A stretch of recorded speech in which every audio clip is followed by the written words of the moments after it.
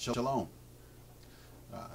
Once again, this is Brother Timothy Yaakov ben Yisrael coming to you once again with our initial lesson, first lesson of the ministry here.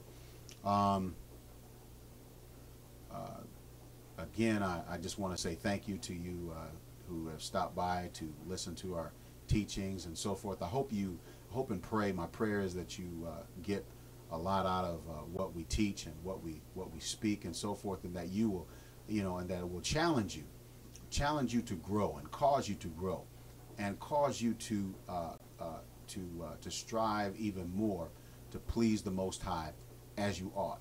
Okay, that is our heart's desire. Is that I strive to please the Most High in all things that I do. I strive to please Him and to serve Him in the way that He wants me to serve, not the way that I choose, people, not the way that I choose, because if you leave it up to me, if I left it up to myself, I will mess it up every time. Okay, you leave anything up to mankind, he messes it up every single time. So we have to serve the Most High according to His dictates, right? According to His guidelines, according to His word, not according to our feelings, okay? Not according to our traditions, okay? Not according to how we feel, all right, or what we think, or what Mama said, or what Daddy said, or what Pastor so-and-so, Dr. Reverend said, okay? Bishop, priest, father, whoever you call, whatever you call in at your local assembly, okay?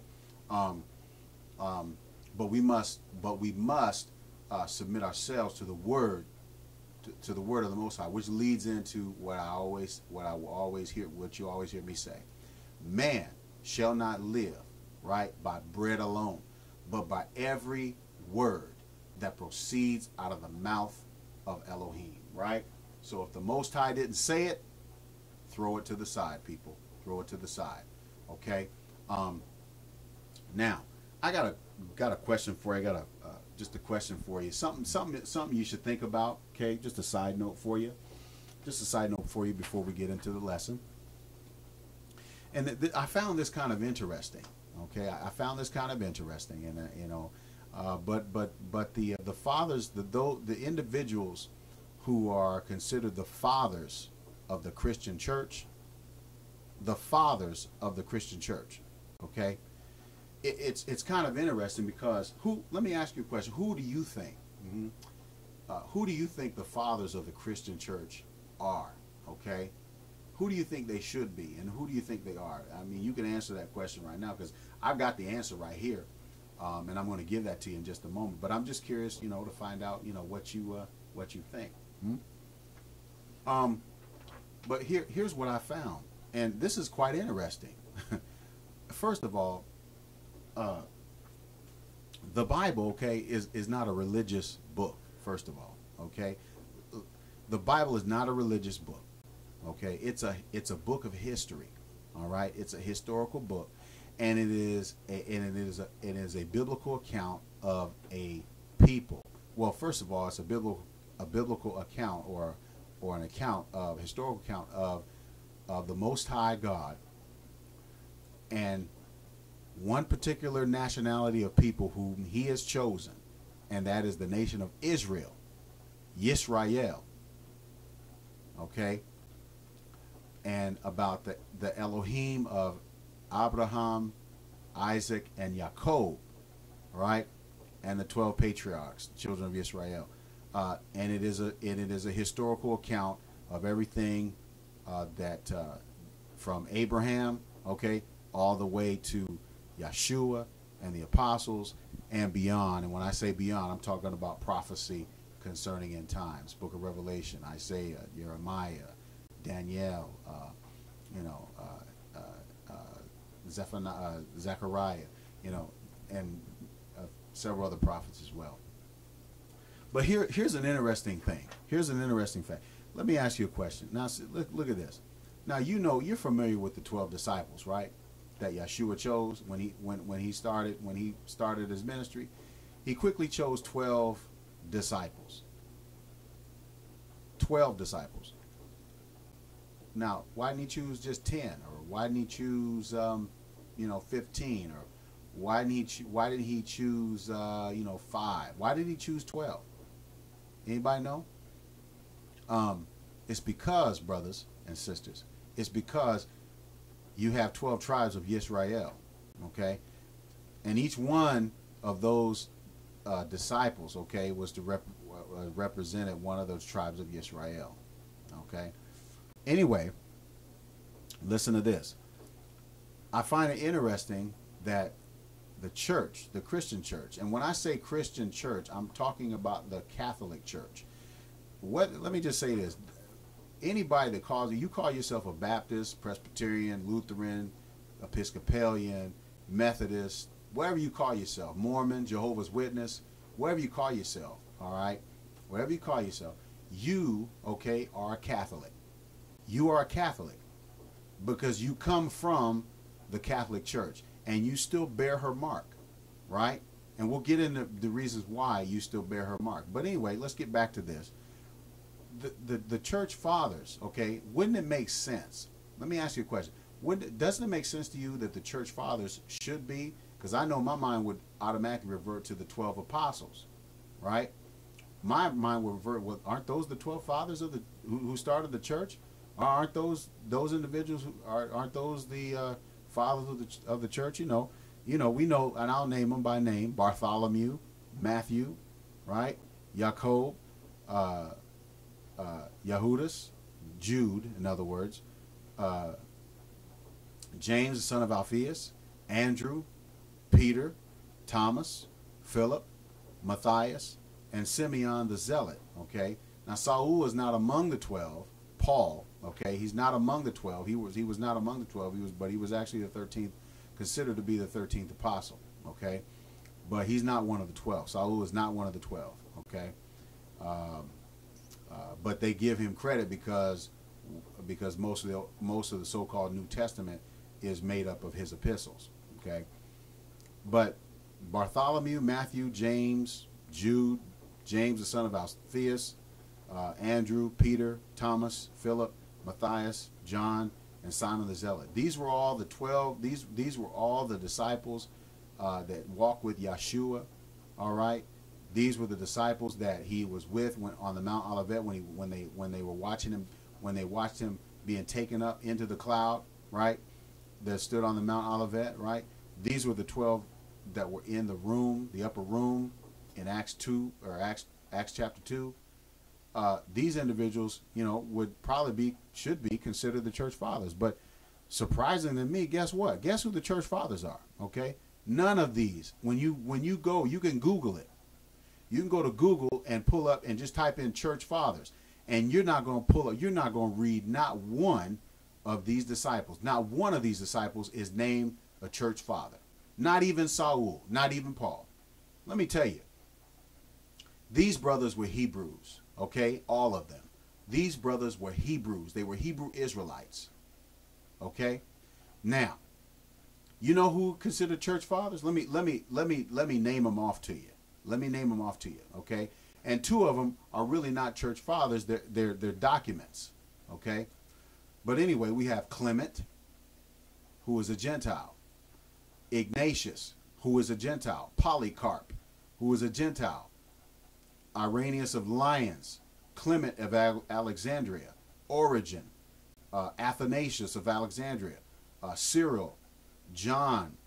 The Cappadocian fathers, and I don't know how many of those there were. I think there were maybe 3 or 4 of them, I think. Tertullian, Cyprian of Carthage, Ambrose, Jerome, Augustine or whatever you want to call it, of Hippo, and Gregory the Great. These individuals, every last person that I just named, they're all Gentiles, and these are the individuals, okay, who are considered the church fathers, okay? Now, when you go through history, and really I don't understand how anybody can possibly go through history, or go and read the Bible or whatever and ignore history, okay? I don't understand. You're gonna have to take history into perspective. You're gonna have to take history into perspective when you're studying the scriptures, so that you can properly understand and put things in perspective in its proper perspective when you're studying, okay? Unfortunately, we have a lot of people that just read the Bible. They don't study the Bible, okay? Anyway, But I found that interesting. You know, you can look that up. But why are the church fathers all Gentiles? When the apostles and the disciples, these were all Hebrews. And salvation is of the Hebrews. Salvation is of the Hebrews. It's through the Hebrews. It's from the Hebrews. Okay? But we got Gentiles, okay, who are the fathers of the church. And let me, and I'm just going to, you know, we'll get into some of these things, you know, at a later time. But, and we'll show you in history, you know, document history, but really and truly, you know, when you read about these individuals, Ignatius and Clement and Jerome and you know, Tertullian and Augustine and, you know, all these guys, you know, you'll find out that and even Constantine, for that matter, Constantine, right? Constantine, he should probably be on this list as well, but I don't see him on this list as a church father. But he should be, because he was one of the ones that promoted this whole thing, one of the ones that greatly promoted this thing. And so, anyway, I just find that fascinating that we have church fathers that are made up of Gentiles when salvation is of the Hebrews. And not only that, Yahshua himself chose Hebrews, okay? Chose Hebrews and commissioned them to go out and preach the gospel to all the world, right? That's what he told them to do. But we know what happened in AD 70. We know what happened in 70 CE. Destruction of Jerusalem temple, etc. And the disbursement of the Hebrews. Massive slaughter of the Hebrew people. 1.1 million Hebrews slaughtered by the Roman soldier, by the Roman centurion army, etc. Another, I think it was approximately 700 and almost 800,000. Another 800,000 Hebrews taken into slavery and captivity, etc. You know, anyway, but I just wanted you to think about that. You know, it's kind of funny that we have Gentiles who are considered the church fathers, who actually teach another doctrine different than what these apostles taught. Okay, and so anyway. All right, so going into our lesson, follow the leader. Let me ask you a question. What does it mean to follow? Do you know what it means to follow? What does it mean to follow? Second question, who is the church supposed to follow? Who is the assembly supposed to follow? Or who is the assembly supposed to be following? And on a more personal level, who are you supposed to be following? Huh? But what does it mean to follow? Let's look at I'm gonna read some definition. I'm gonna read the definition of the word follow, what it means to follow. Follow means to, number one, to come after in sequence, order of time, etc. Okay? Number two, to go or come after, move behind in the same direction. Right? Number three, to accept as a guide or leader, accept the authority of or give allegiance to. Okay? Number four, to conform to, comply with or act in accordance with, obey, to follow orders, to follow advice. Number five, to imitate or copy, use as an exemplar. Now, these are some really good definitions of what it means to follow, right? To go or to come after, to move behind in the same direction, right? To accept as a guide or a leader, accept the authority of someone or give allegiance to someone, right? To conform to someone, to comply with someone, act in accordance with someone, obey someone, to follow orders, right? To imitate or to copy someone, to use someone as an example, right? To follow or copy or imitate, right? This is what the word follow means. Now again, the question is, who are you supposed to be following? Who are we supposed to be following? What is it? You know, we're going to put a little foundation on this, okay? What it means to follow. Now, we're gonna read a few scriptures. Okay, we're gonna read a few verses from the Bible here. Matthew 4:19. Matthew 4:19. And he saith unto them, follow me, and I will make you fishers of men. This was the word. This was the word of Yahshua, right? Matthew 4:19. And he saith unto them, follow me, and I will make you fishers of men. Now, in this word, the word follow in the Greek actually means to basically come here, to come, right? Come now. Okay? Here's another verse for you. And a certain scribe came. This is Matthew 8:19. Matthew chapter 8, verse 19. And a certain scribe came and said unto him, Master, I will follow thee wherever you go. I will follow you wherever you go. Now, that word follow, the word that he used, it means to follow one who precedes. Sound familiar from the dictionary description, right? To follow one who proceeds, join him as his attendant, accompany him, to join one as a disciple, become or be his disciple, side with his party. Now, a disciple is a student. He's a learner, right? He learns to copy and imitate the one who he's learning from, right? And we're supposed to be following Yahshua, right? We're supposed to be following Yahshua. Who is the assembly? Who's the church supposed to be following? Yahshua, right? Right? We're supposed to be copying and imitating him, right? Okay. All right. Here's some more scripture for you. Matthew 8:22. Matthew 8:22. But Yahshua said unto him, follow me, and let the dead bury their dead. Matthew 9, chapter 9, verse 9. And Yahshua passed forth from thence, and saw a man named Matthias, or Matthew, sitting at the receipt of custom, and saith unto him, follow me. And he arose and followed him. Matthew 16:24. Then said Yahshua, Matthew 16:24. Then said Yahshua unto his disciples, if any man will come after me, let him deny himself, take up his, I don't like using the word cross, but that's what it says. Take up his cross and follow me. Matthew 19 and verse 21. Yahshua said unto him, if thou wilt be perfect, go and sell that thou hast, and give to the poor, and thou shalt have treasure in heaven, and come and follow me. Mark chapter 2, verse 14. And as he passed by, he saw Levi, the son of Alphaeus, sitting at the receipt of custom, and said unto him, what? Follow me. And he arose and followed him. So now let me just say this. Now see, here's a kind of a reference point here. If you notice, Mark chapter 2, verse 14 coincides with Matthew chapter 9, verse 9. See, this is how we study to show ourselves approved, people. Listen, look at those Matthew chapter 9, verse 9, and Mark chapter 2, verse 14. Matthew chapter 9, verse 9 says the man's name was Matthew. Right?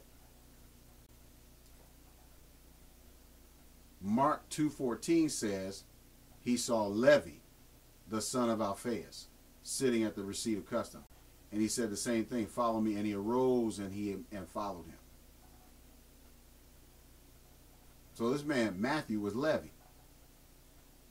Just telling y'all people, just letting you know. Levi was his Hebrew name. Okay? Not Matthew. Okay? Matthew's a Greek name. Okay? Just a little lesson there for you. I think I read this one already. Matthew 4:19, and he saith unto him, follow me, and I will make you fishers of men. Yeah, I think I read that one. So anyway, that's what it means to follow. I think we laid a pretty good foundation on what it means to follow, right? We've read a few scriptures that Yahshua had said, some things that Yahshua said, and we're going to get into some other scriptures as well. But without wasting any further time, let me ask you a couple questions, right? Here's a few questions, right? Here's a question. If I'm given instructions to follow, okay, and I deviate in any way from those instructions that have been given to me, am I still following those instructions? Yes or no? If I've been given instructions to follow and I deviate in any way from those instructions, am I still following those instructions? Am I being obedient or am I being disobedient? Question. If someone gives me a path to follow and I veer away from it or off that path that has been given me to follow, am I still following that path? Come on, people. These are simple questions. They're rhetorical questions, but these are the types of questions we need to ask. And these are the types of questions we need to answer, okay, for ourselves, okay? Most High gave us some simple instructions to follow, most of which the majority of those who call themselves Christians don't have a problem with. We know that the wages of sin is death, Romans 6:23. And what is sin? Sin is the transgression, the breaking of the commandments of Yah, 1 John 3:4. Therefore, if we do something contrary to the word of Yah, we are sinning, whether it be ignorantly or knowingly. Let us not forget also that Yah is merciful, okay? He is merciful, but we must also do what the psalmist said in if you read Psalm 119, verses 59 and 60. Okay, let's go there. Psalms 119,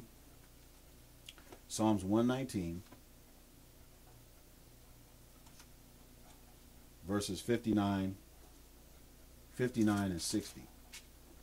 And this is beautiful. This is beautiful. I love this. Verse 59 says, listen to this. I thought on my ways and turned my feet unto thy testimonies. I made haste and delayed not to keep thy commandments. That's some heat, y'all.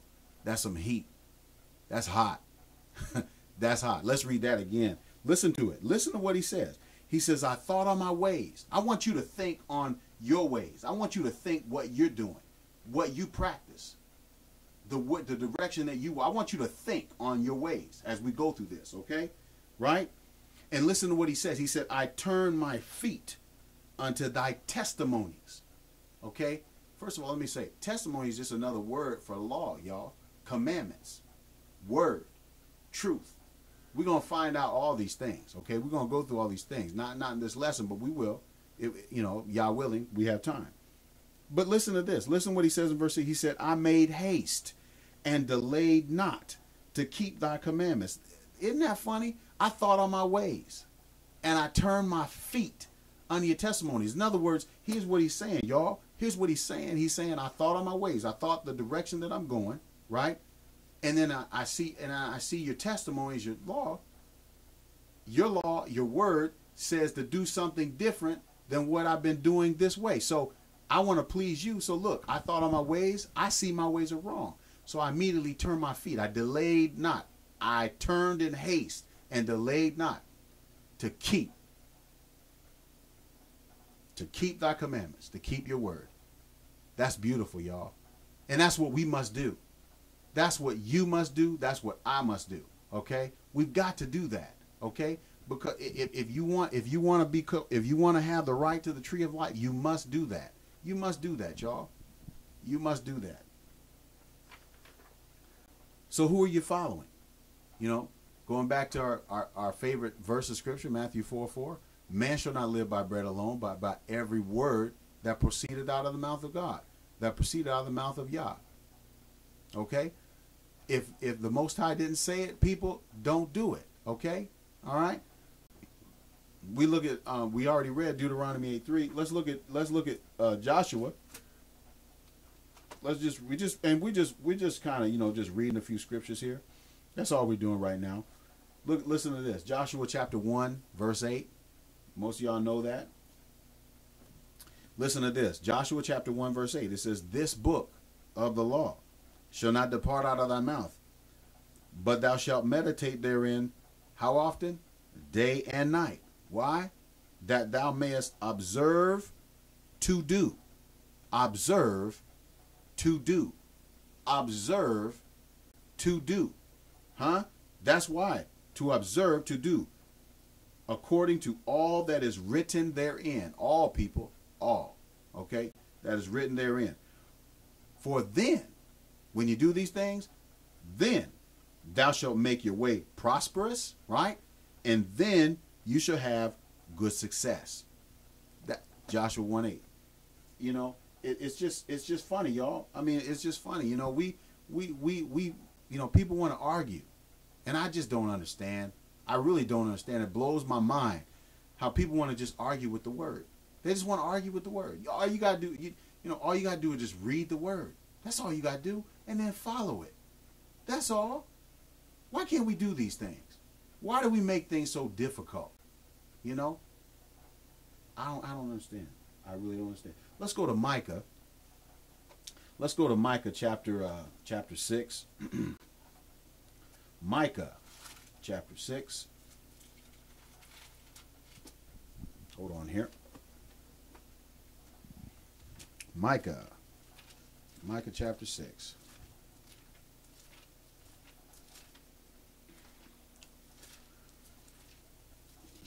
Micah chapter 6. Let me get there. All right. Verse 8. For he has showed you, O man, not Israel, O man, Adam, O man. You're Adam, aren't you? You're a human being, aren't you? You're part of the human race, aren't you? Right? He's talking to you right here. He has showed thee, O man, what is good. Who showed you? Yah showed you. The Most High has shown you what is good. Right?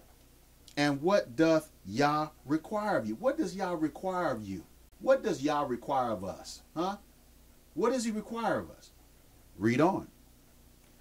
But to do justly, number one, and to love mercy, right? And to walk humbly with thy Elohim. To walk humbly with thy Elohim. Humble speaks to as being opposed to arrogant or proud, getting lifted up in yourself and in your opinions. I told you before. I told you before. I don't understand. You know, people want to. We don't do these things. We don't walk according to how we feel, right? We don't do things according to what we think or what tradition or what kind of tradition and so forth. You know, we do things according to this word. Okay, what again? Man shall not live by bread alone, but by every word that proceeds out of the mouth of Elohim. We're gonna keep saying that. We're gonna beat it to death, y'all. We're gonna beat that verse of scripture because it's true. Okay? Micah 6:8. He hath showed thee, O man, what is good, and what doth Yah require of thee? What but to do justly and to love mercy and walk humbly with thy Elohim. Right? Right? Let's go back to Deuteronomy chapter 10. Deuteronomy chapter 10.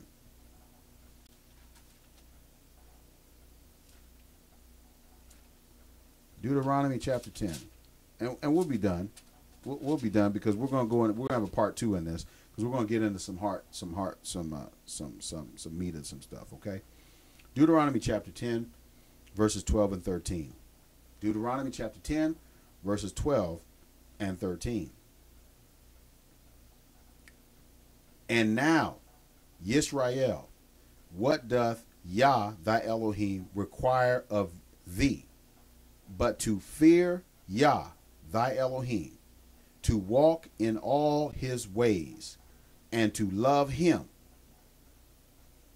and to serve Yah thy Elohim with all your heart and with all your soul, to keep the commandments of Yah and his statutes, which I command thee this day, for your good. For your good. That's why. So that it'll be well with you and your family. Okay? Right? So it'll be well with you. This is why we want to be obedient to the word of the Most High. This is why we want to be obedient. Okay? This is why. Okay? And let's go to 1 John. 1 John. Let's go to the New Testament. 1 John and chapter 2. 1 John and chapter 2. 1 John and chapter 2, verses 3 through 6. 1 John chapter 2, verses 3 through 6. And hereby, this is how we, and hereby we do know that we know him. How? How, y'all? How? If we keep his commandments. You ain't keeping his commandments, you don't know him. If you're not keeping his commandments, where are his commandments found? People, where are his commandments found? In the Torah. In the Torah, okay? Right? If you're not keeping his commandments, folks, you don't know him. Listen to this. And hereby do we know that we know him. We know him. Why? If we keep his commandments. Verse 4. He that saith, I know him, and keepeth not his commandments, what? Is a liar. And the truth is not in him. This is deep, y'all. This is deep. He that says, I know him, but keepeth not his commandments, is a liar. And the truth is not in him. But whoso keepeth his word, in him verily is the love of Elohim perfected. Hereby know we that are no, wait, hold on. Hereby know we that we are in him. This is how we know that we are in him. Okay? Look at verse 6. He that saith he abideth in him ought himself also so to walk even as he walked. Talking about Yahshua.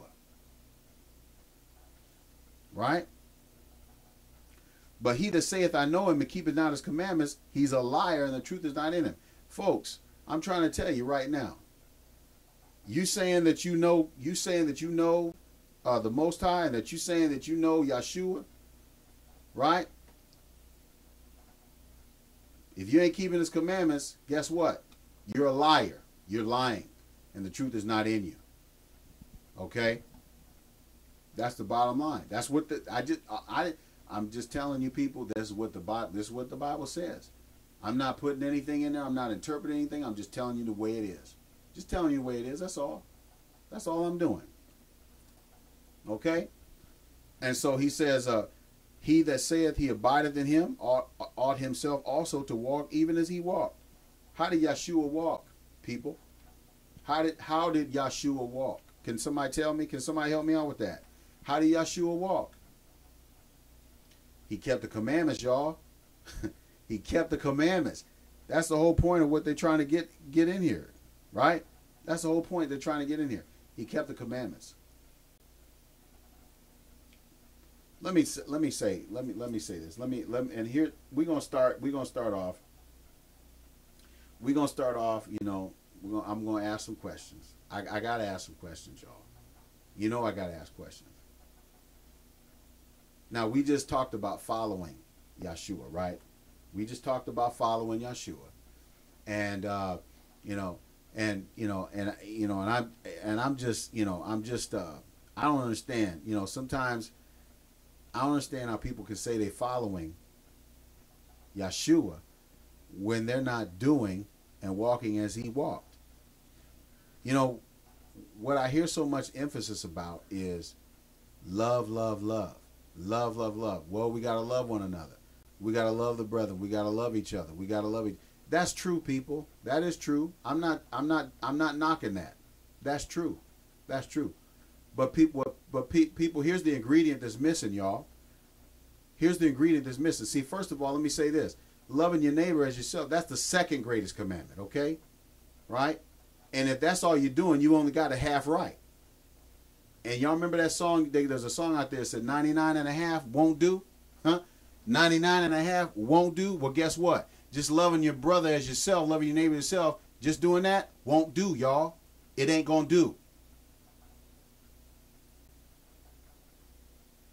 What's the first and greatest commandment? You got to do both, y'all. Yahshua said, listen what Yahshua said. Yahshua said that the first and greatest commandment is to what? Love the Lord your God with all your heart, mind, and soul. And the second is like unto it, to love your neighbor as yourself.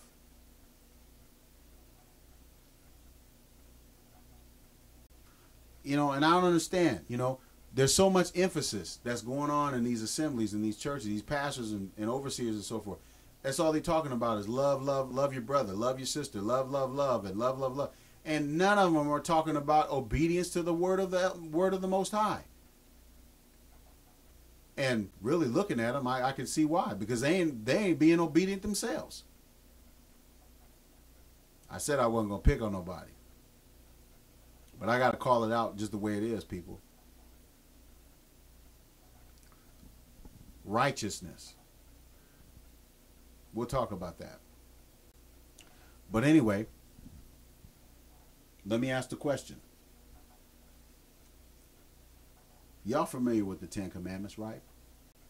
Y'all familiar with the Ten Commandments, right? Let's read them. Let's go to Exodus. Let's go to Exodus.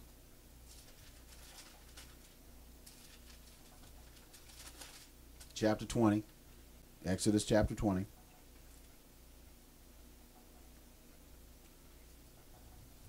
Exodus chapter 20. And let's just start off. Let's just start off right here. Verse 1. And Elohim spake all these words. Who's speaking, y'all? Who's speaking? Elohim, right? The Most High God, right? He's speaking. These are the ones, these are his words. Elohim spake all these words, saying, listen, I am Yah, thy Elohim, which have brought thee out of the land of Egypt, out of the house of bondage. Here's the first one, y'all. Look. Thou shalt have no other Els before me, no other gods before. Thou shalt have no other gods before me. Don't have them in front of my face. I don't want to see any other gods in my face. You shall have no other gods before me. Right? Number 2, you shall not make unto yourselves any graven image or any likeness of anything that is in heaven above, or that is in the earth beneath, or that is in the waters under the earth. No graven images, y'all. No graven images. Thou shalt not bow down thyself to them, nor serve them. For I, Yah, thy Elohim, am a jealous Elohim, visiting the iniquity of the fathers upon the children, unto the third and fourth generation of them that hate me, and showing mercy on the thousands of them that love me and keep my commandments. Listen to this, what he said. Showing mercy unto thousands of them that what? Love me and keep my commandments. How do you love the Father? How do you love the Father, the Lord your God, with all your heart, mind, and soul? You keep his commandments. You keep his word. Yahshua said it right in John 14. If you love me, you'll keep my commandments. He that loveth me not does not keep my word. He doesn't keep my sayings that don't love me. But he that loveth me keeps my word. He keeps my commandments. Right? Hello? Verse 7, Deuteronomy 20 and verse 7. You shall not take the name of the Lord thy God in vain. For Yah will not hold him guiltless that taketh his name in vain. By the way, do you know the name of the Most High? Do you know the name of the Most High? It's not Lord, people. It's not God. All right? It's not Lord and it's not God. You know, that's the kind of mess. That's some of the stuff that we've been taught. I've been taught throughout, you know, in the church and so forth, because that's all they say. His name's not Lord and his name is not God. His name is Yah. Yahweh. Yah. Okay? That is his name. Right? Praise Yah. Here's the fourth commandment, y'all. Remember the Shabbat day. Remember the Shabbat day to keep it holy. Now I'm going to stop right there, because 6 days shalt thou work and do all thy labor, but the seventh day is the Shabbat of Yah thy Elohim. In it thou shalt do not do any work, your son, your daughter, your maidservant, your manservant, your maidservant, your cattle, nor the stranger that is within thy gates. For in 6 days Yah made heaven and earth, the sea, and all that in them is, and rested the seventh day. Wherefore Yah blessed the Sabbath day, the Shabbat day, and hallowed it. Okay? Now, I'm going to stop right there. Let me ask you a question. What day is your holy convocation? let me just put it in today's vernacular, okay? When I say holy convocation, I mean what day you have in church, people. What day you have in church on? Huh? What day are you having church, your holy convocation on? If you say Sunday, you're not keeping the commandments. You're not following Yahshua. You're not following Yah. Okay? You're not following. And I know that's what you really want to do. You want to follow him, right? Isn't that what you want to do? You want to follow him? Right? Why don't you just stop arguing? Stop arguing. Stop bucking against it and just follow it. Just keep the commandment. That's all you got to do. It's so simple. It's so simple. Why, let me ask you a question. The Shabbat day, it is one day. It's one day in the week. We call it Saturday. Or I guess in the English language, we call it Saturday. Let me ask you, how many days are in a week? 7 days, right? Right? 7 days, right? First day of the week, Sunday. Second, Monday. Third, Tuesday, Wednesday, Thursday, Friday, Saturday. Let me ask you a question. How many Sundays are in a week? Just one, people. How many Mondays are in a week? How many Tuesdays are there in a week? How many Thursdays are there in a week? How many Fridays? How many Shabbat days? How many Saturdays are there in a week, people? Come on. So don't come talking about every day can be a Sabbath day. Huh? That don't make no sense. What you're doing is you're trying to justify your mess. That's all you're trying to do. There's only one Sabbath day. You know exactly what the master, what Yah's talking about. You know exactly what the Most High is talking about when he says keep the Shabbat day. But you know what? Man's rebellion wants to raise up, right? Because he truly doesn't want to follow the word. He truly doesn't want to follow the word. Majority of people don't. Majority of people really don't. They don't know how to love. They don't know how to love God. They don't know how to love God. But we know how to love each other. We know how to be nice to people. We know how to be considerate to people, help people out, encourage and pray for one another, etc. Right? We got that. We got that down pretty good. And we need to continue that. We need to continue that. Okay, I'm not discrediting or discounting that at all. I'm not taking anything away from that. We must love our neighbor as ourselves. We have to do that. Okay? Because that's how love is expressed one toward another. We got to pray for one another. We got to build up one another. We got to encourage one another. We got to, be there for one another, etc. You know what I'm saying? Be nice to one another. Be courteous to one another. Considerate of one another, etc. You know what I'm saying? Just do the right thing. That's what we got to be doing. But that's only half of it, people. That's only half of it. And that's the second half, right? The first half, right? First and foremost half, ain't nobody loving the Most High God. Why? Because you too busy bucking against what he says in his word. You too busy bucking, making excuses. Yah said keep the Sabbath day, and keep it holy, right? Every day is a Sabbath day. Come on, man. Are you serious? I mean, think about that statement. Think about that statement. Every day is a Sabbath day. Well, if that's the case, any day can be a Sunday too, can it? Any day can be a Tuesday, or any day can be a Wednesday, or Thursday, or Friday. Anybody, we can call any day whatever day we want to do. Well, whatever we want to call it.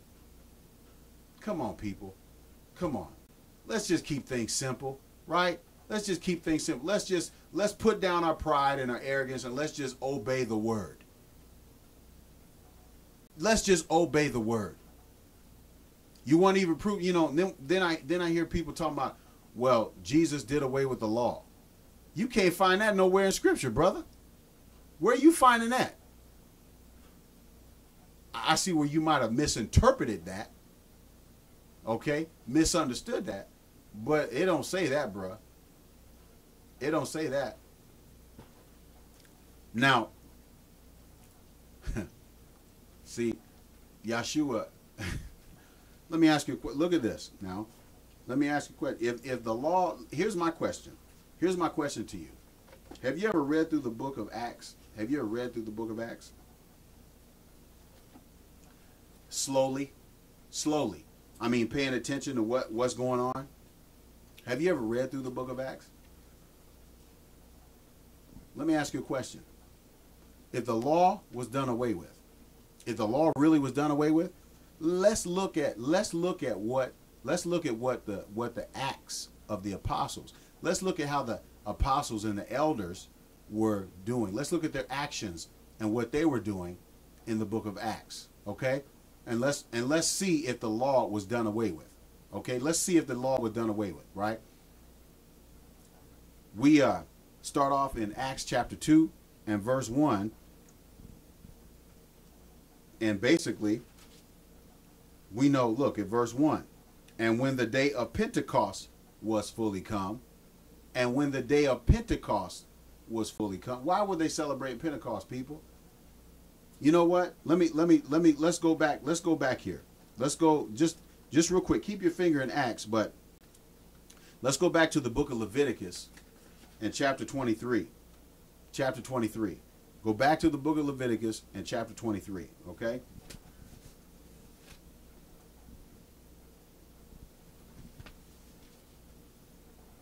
Chapter 23 of Leviticus, people, okay, are the Shabbat days. Yah tells you his Shabbat days, okay, his days, his feast days, his Shabbat days that he commanded us to keep, okay? Chapter 23 of Leviticus. Chapter 23 of Leviticus, starting with verse 1. And Yah spake unto Moshe, saying, Speak unto the children of Israel, and saying unto them concerning the feast of Yah, which shall proclaim, say unto them, concerning the feast of Yah, which you shall proclaim to be holy convocations, people. The feast of Yah shall be holy convocations, a holy gathering, people. In today's vernacular, again, I'm going to say it again, church. All right? If you want to put it in today's vernacular. Holy convocation, people. Listen, here's the first one. 6 days shall work be done, but the seventh day is the Shabbat of rest. Sound familiar, people? Sound familiar? Huh? We just read that. 6 days shall your work be done, but the seventh day is the Shabbat of rest and holy convocation. That's verse 3, y'all. You shall do no work therein. It is a Shabbat of who? Of who? Of Yah. Where? In all your dwellings. And don't come talking no mess talking about, well, this was just for the Israelites. I'm sorry, people. You need to get an understanding. We'll get into more of that stuff, but I can blow that out of the water. I can blow that out of the water. That's an illegitimate excuse. Okay? Because the word says it, and we'll read it, okay? So we got the weekly Shabbat here. We have the Passover, the Pesach, and unleavened bread, matzah, beginning in verse 4. These are the feasts of Yah, even holy convocations, which ye shall proclaim in their seasons. Right? In the 14th day of the first month at even is Yah's Pesach, Passover. Right? And on the 15th day of the same month is the feast of unleavened bread unto Yah. Okay? So that's Passover and unleavened bread. That's the second Shabbat right there. The third Shabbat, first fruits, beginning in verse 9 of Leviticus 23. And then in verse 15 of Leviticus 23, and I'm moving because of the sake of time. In verse 15 of Leviticus 23, talks about Pentecost, people. Pentecost. Where are we? Leviticus, the book of Leviticus, we're in the book of the law, right? We're in the book of the law is where we are, the book of Leviticus.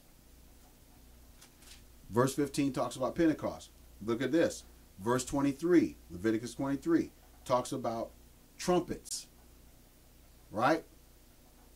Trumpets, shofarim, trumpets. I hope I said that right. Next one, verse 26, Yom Kippur, the Day of Atonement. The Day of Atonement. Okay? Verse 33, tabernacles. Okay? Each one of these is a holy convocation, people. Each one of these is a holy convocation. Now let me ask you again. You talking about, you asked the question. I mean, you know, you make the statement talking about, well, Jesus did away with the law. Well, we just read these in the law, people. And now we're going to go back to the book of Acts. Let's go back to the book of Acts. Chapter 1. Or chapter 2, sorry. Verse 1. Here we go. And when the day of Pentecost was fully come, they were all with one accord in one room. Let me ask you a question. We see Pentecost in the book of Acts. Why were the disciples, if the law was done away with, why were the disciples acknowledging Pentecost? That's in the law book, people. Come on now. Put your thinking cap on. You know, most people, what most people do when they go into a church, they check the brains in at the door. Come on now. You got a reason. Come on, I'm trying to reason with you now. Let's go to chapter 12. Acts chapter 12. Acts chapter 12. Verses 3 and 4. And because he saw it pleased the Hebrews, he proceeded further to take Peter also. Then were the days of unleavened bread.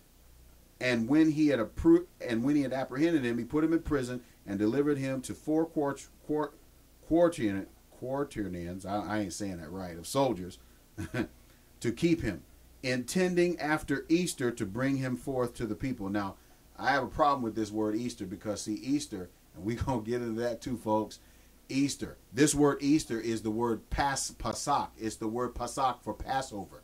It's Passover. Let me tell you something. Easter is not Passover. Passover is not Easter. They're two completely separate holidays or holy days or what have you.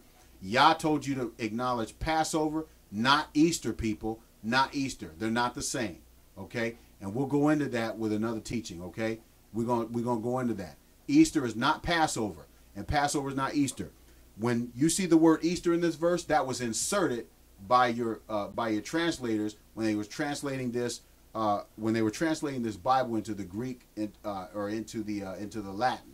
I think it was either the Greek or the Latin. But anyway, your translators, your Gentile translators, okay, inserted that word Easter in here. That word Easter was never in here in the original text. It was not in here. Okay? So I'm just letting you know. That word Easter. And you can look it up. If you go to your Strong's Concordance and look up the word Easter, and look up the word Easter, people, in your Strong's Concordance, and see what the word is for. See what the word is. It's Passover. You can't put Easter in here for Passover because it's two different, completely different holy days. Well, actually, Pesach is a holy day. Easter is an unholy day. There you go. That's properly said right there. Easter is an unholy day. Okay? Because Yah didn't sanctify that day. Right? Okay. So we here see, look, in verse 3, we see the days of unleavened bread. Right? Here we go. We're talking about Passover and matzah. Again, going back to Leviticus 23. Remember we did the references there. Right? The law book, people. The law book. Again, if the law was done away with, why do we see the disciples and the elders and the apostles keeping these holy feast days? Why? Why is that? This is in the book of Acts, people. This is well after the Messiah ascended into heaven. Why are the disciples doing it? If the law was done away with, come on, people. Next one, chapter 13, verses 14 and 15. Chapter 13, book of Acts, chapter 13. But when they departed from Perga, they came to Antioch in Pisidia and went into the synagogue. When did they go into the synagogue? On the Shabbat day, people. On the Shabbat day. And they sat down. And after the reading of the law and the prophets, and after the reading of the law and the prophets, the rulers of the synagogue sent unto them, saying, Ye men and brethren, if you have any word exhortation for the people, say on. Listen, this is what takes place. I highlighted verse 15 because this is what takes place on the Shabbat day in your assembly. You read the law and the prophets, people. You read the law and the prophets. On the Shabbat day. Again, we see the disciples keeping the weekly Shabbat day, right? Right? Let's look at verse 42. Same chapter, chapter 13, verse 42. Listen, and when the Hebrews were gone out of the synagogue, the Gentiles besought that these words might be preached to them. When did the Gentiles want to seek that they come and preach them again? When? The next Shabbat. The next Shabbat, people. Come on. And then verse 44. And the next Shabbat day came almost the whole city together to hear the word of Elohim. The next Shabbat day. Listen, people, I'm trying to, I'm just trying to tell you. I'm just trying to tell you. These are the acts of the apostles. This is what the apostles were doing. These are what the disciples were doing. These are what the elders were doing. Okay? These were the practice of the original church. Okay?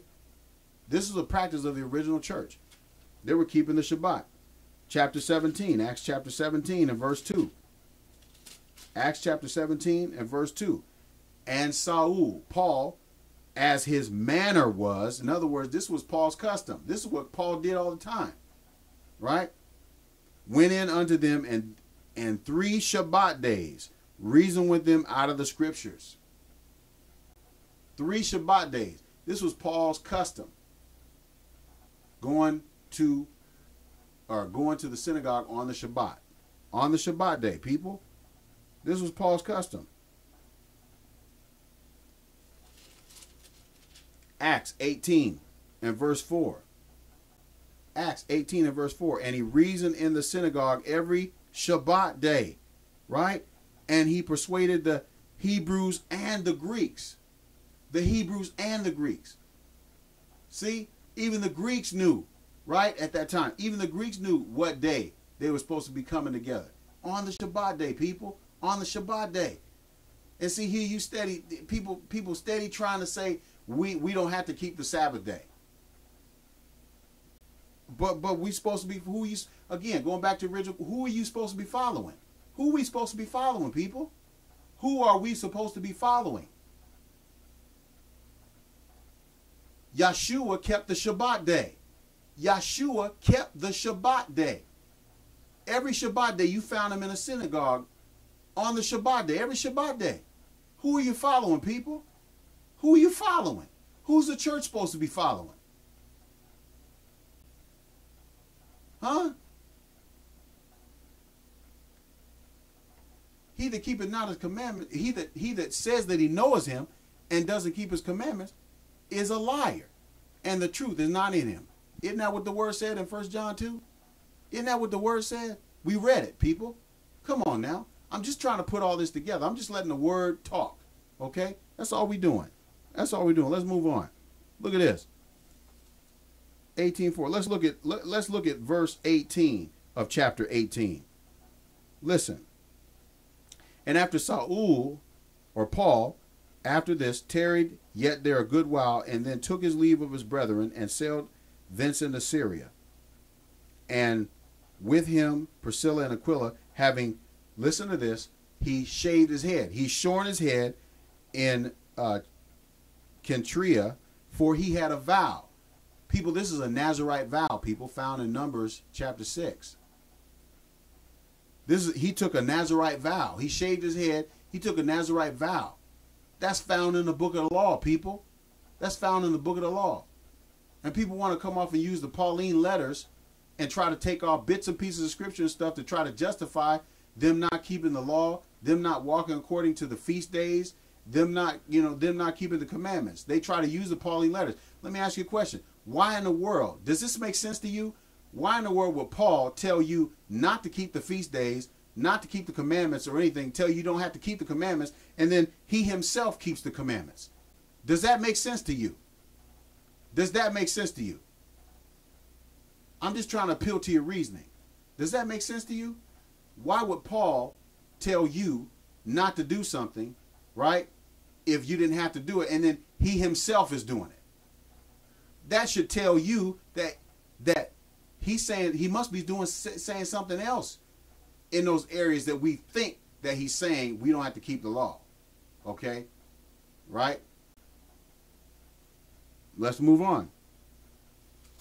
Verse 21. Look at this. Verse 21, chapter 18, Acts 18, chapter 21. Bid them farewell, saying, I must by all means keep this feast that cometh in Jerusalem. This is Saul talking now. I must by all means keep this feast. Sounds like a sense of urgency, people. Sounds like something very important. I must by all means keep this feast that cometh in Jerusalem. But I will return again unto you, if Elohim will. And he sailed from Ephesus. A feast, people. It had to be one of the feasts that we read about in Leviticus 23, y'all. We're dealing with Hebrews, y'all.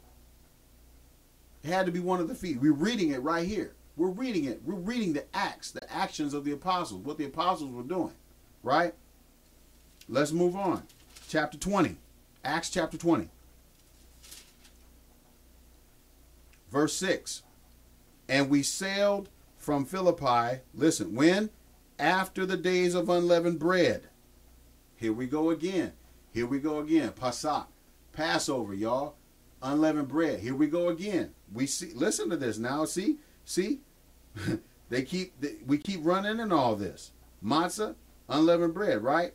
Verse 16. Verse 16, chapter 20 and verse 16. For Saul had determined to sail by Ephesus because he would not spend time in Asia, for he hasted if it were possible for him to be at Jerusalem the day of Pentecost, people. Pentecost. Come on, he hasted. Like I said, bro, you know, we can learn a lot. This is how the early church operated, folks. This is what the early church did. This is what the early church did. Now, I got a question for you. How come, let me tell you this.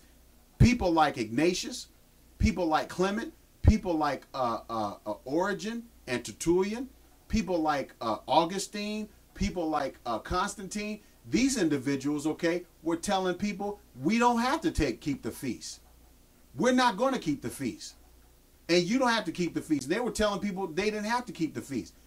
And all this. But we find right here in the book, right here, what the apostles was doing. They were keeping the feast. Now, why would the alleged church fathers tell you to do something different than what the apostles are doing? And tell you to do something different than what Yahshua did himself. Tell me, talk to me, somebody. Talk to me. Come on now. Let's move on. Chapter 21. Acts chapter 21. Verses 23, 24, 23. Listen to this. Do therefore this that we say to thee. We have 4 men which have a vow on them. Right? Listen. Take them and purify thyself with them and be at charges with them, that they may shave their heads. And all may know that those things whereof they were informed concerning thee are of nothing, but that thou thyself walkest orderly and keepest the law. People, Saul walked according to the law. Nobody made Saul take no Nazirite vow. Nobody made Saul take. Saul took Nazirite vow twice. Twice. We read in chapter 18 where he took it on his own. Then here in chapter 21, he's taking it with 4 of the brethren. A Nazirite vow. Right?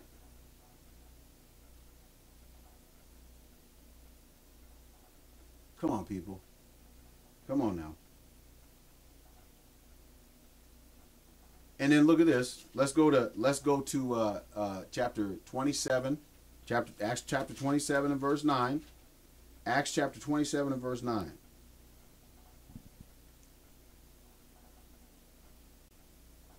Acts chapter 27 verse 9. Now when much time was spent, and when sailing was now dangerous, what? Because the fast was already past. Paul admonished them. What's he talking about there, people? Does anybody know? Because the fast was already past. What fast he talking about? Yom Kippur. Let's go back to Leviticus chapter 23. Let's go back to Leviticus chapter 23. A fast, people. A fast. Let's go back to Leviticus chapter 23. And let's start with verse 26. 23 and 26. And Yah spake unto Moshe, saying, also on the 10th day of the 7th month, there shall be a day of atonement, Yom Kippur. It shall be an holy convocation unto you, right? And you shall afflict your souls, and offer an offering made by fire unto Yah. You shall afflict your souls. You shall afflict your soul. Yom Kippur, people. Yom Kippur is a day of fasting. That is the holiest day of the whole year. Yom Kippur is a day of fasting. Yom Kippur is the day of fasting. So in chapter 27, verse 9 of the book of Acts, because the fast was already passed, they're talking about Yom Kippur. Yom Kippur. So here, people, let me just say this. Now, see, here we look in the book of Acts, and we're going to continue on this lesson. But if the law was done away with, people, why do we see the disciples keeping these? Why do we see the apostles, the elders, and the disciples keeping these things? Specifically the apostles, okay? Specifically the apostles. Why do we see them keeping these feast days? Why do we see them continuing to keep the Shabbat day, the weekly Shabbat, and Pentecost, and Passover, matzah, unleavened bread, and the Nazarite vow? And, you know, we read in Acts 18:21 about a feast, some sort of feast. I don't really know a whole lot about it. Maybe some of you might know what that feast was. Email me, you know, timothyyacob@gmail.com. Email me if you know what that feast was, okay? I'd like to know. Pentecost and Yom Kippur, okay? They were keeping these feasts. I guarantee you they were keeping the other feasts like tabernacles and trumpets and I can't remember the other ones anyway off the top of my head. But anyway, you know, and then we see the apostles keeping these feast days and so forth, but yet we want to turn around and say, well, Yahshua did away with the law. Yahshua did away with the law. He never said that.